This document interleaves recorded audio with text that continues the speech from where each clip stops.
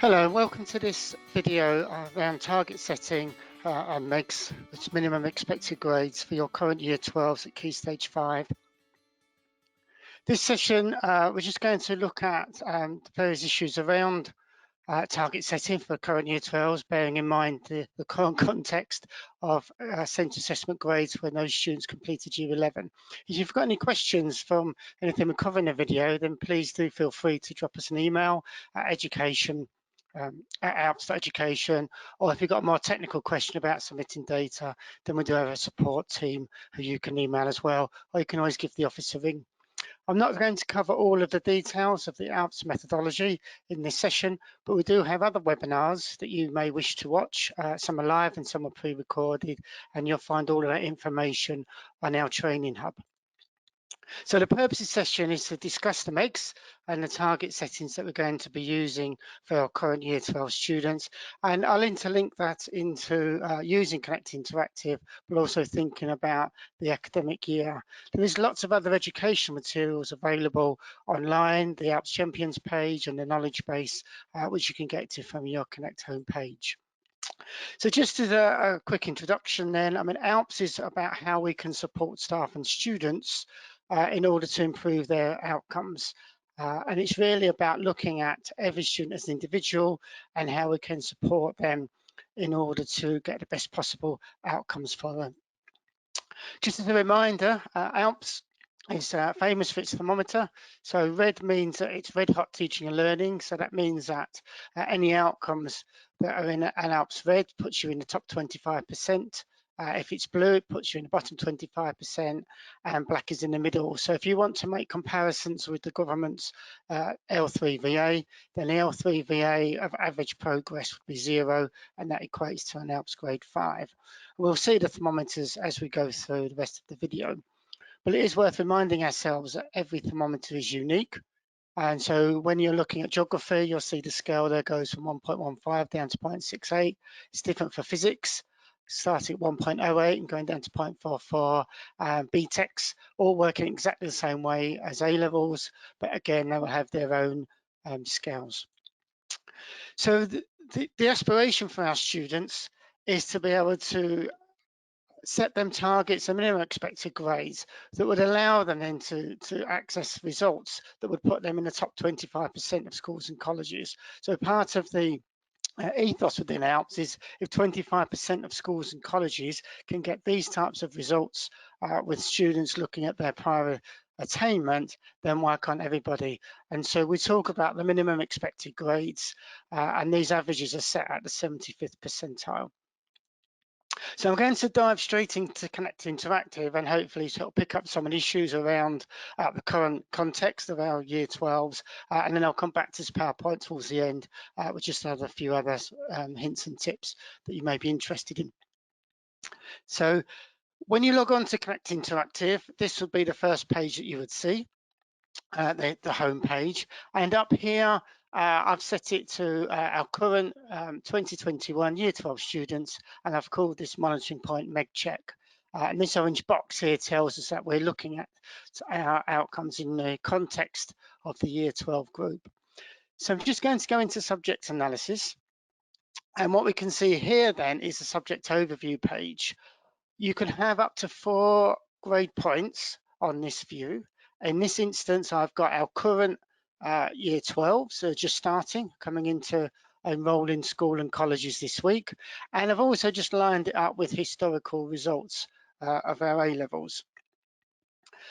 So you can have any combination of these that you wish.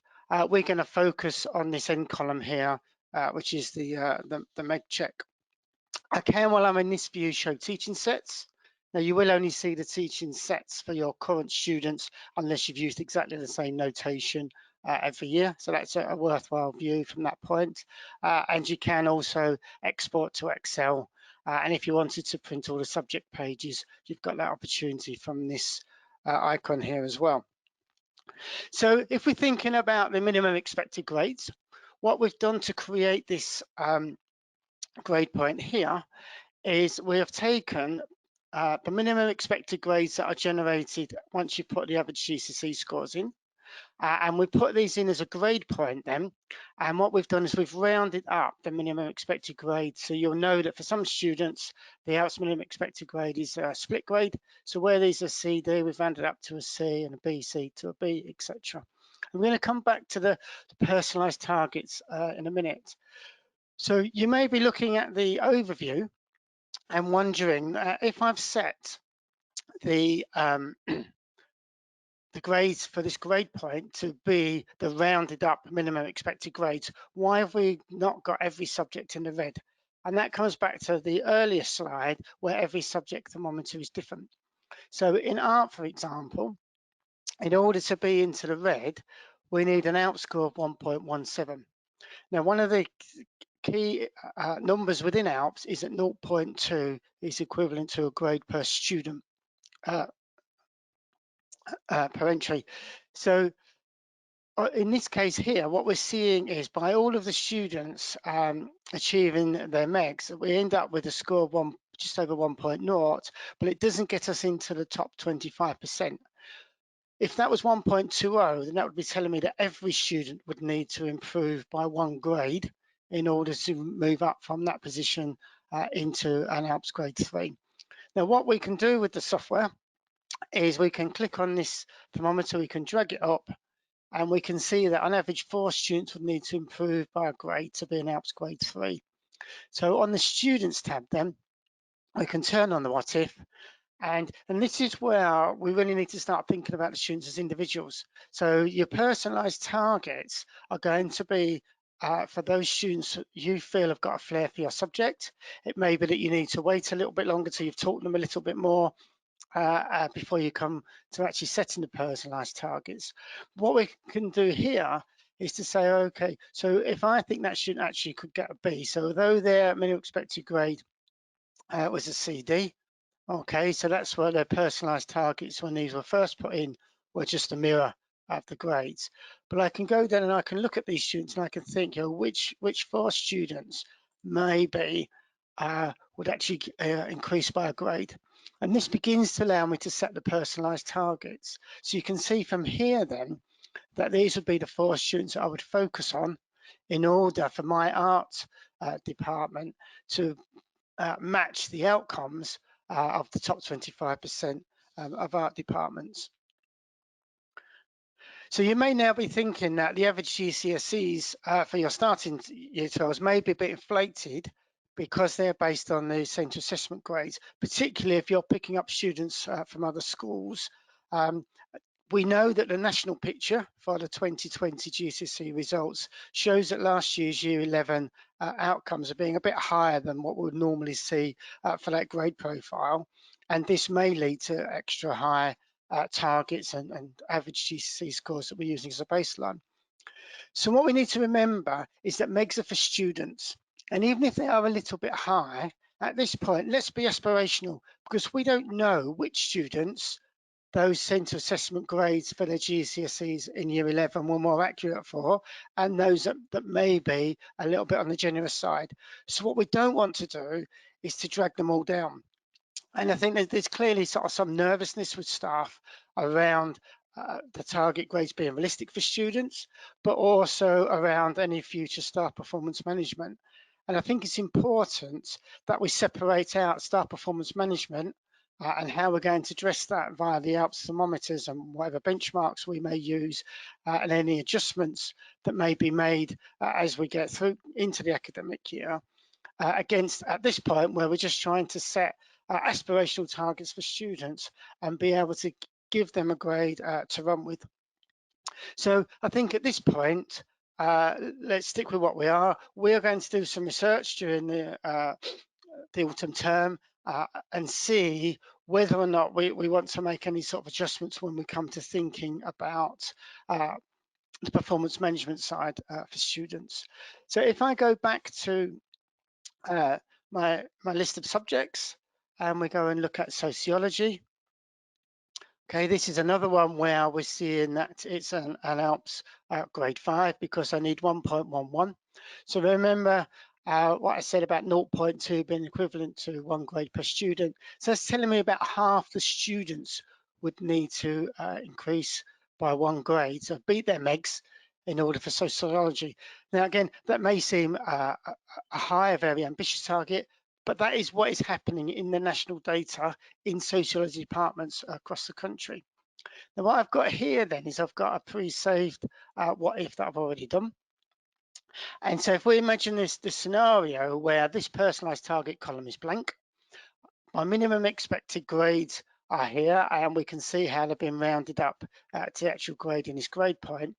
And then as a teacher, I've gone down and I've looked at what I think are realistic personalized targets for my students. So in this case here, minimum expected grade of a B, but having taught the student for a little bit, yeah, I feel they are one of those that I can push to get an A. The same is true for this student. This student here is one of those on the split A star A. So I think an A is more realistic for that student. Okay, this student down here, again, minimum expected grade of a B, but I think that an A is realistic for that student. So I've gone down all of the students and I've reviewed all of them and I've created this what if. Now I can export this if I want to as a PDF, but it would be these set of grades here that I would be putting back into my school or college's MIS, the SIMS or whatever it is that you use within school, as being the personalized target for that student. And then it'll be up to the data manager then to extract that from your management system and import it into Alps as the personalized target. So there's a bit of an iterative process going on here where you would start off by the data manager creating this MEG checkpoint with the grades that are the minimum expected grades but rounded up when it's a split grade. Staff would then work through their what if and would decide what would be the most appropriate targets for their students. They would then put that back into the MIS as their personalized targets, and that then repopulates here. Now, these are not cast in stone. These may change during the year. When I was deputy head in my last school, then we had a rule that you could make your personalized targets whatever you wished that was suitable for your students, provided they weren't less than the minimum expected grades and were of a profile that would get you to be an Alps grade 3 subject. And that then sets it out at the beginning of the year, our ambition for our subject to be in the top 25%. If I now go back to the subjects, so we can see this listing again, just a couple of other features to show you at this point. So there's a whole group of different filters and comparisons that you can use. So the top few are defined by Alps and the bottom ones here are defined by your school. So it may be within your post-16 provision that you've got particular categories for students. So I'm just going to pick on high needs just for this example here. And what we'll see here then is that we've now got all students and we've now got these categories that we've defined here that was put in by a data team. So if I show all students in one table, then what we can see here then is here's these various categories. So I might be interested at the beginning of the year to understand which students are in each category. So if I've clicked on business studies here, I go on to students. This is everybody, so I can just make that a bit smaller. And now I can see the 2 students that was in that category 3 of high needs. Here are the students who've got an ILP, and here are the students that are classified as SEND. So it enables me to see right at the beginning of the year which students fall into which categories and where I may need to put different emphasis and different focuses. And if I click on the outcomes tab, then I can see the calculation. So here we can see that the category 3 students are in Alps grade 2. The others are all sitting around grade 4, and I can see that's those 2 students and the calculation that leads to that, as well as for the other categories as well. So as a classroom teacher, I would really want to understand for my own teaching set then where the students are sitting in terms of if they hit their MEGs and within the categories that the school or college may have attributed to them.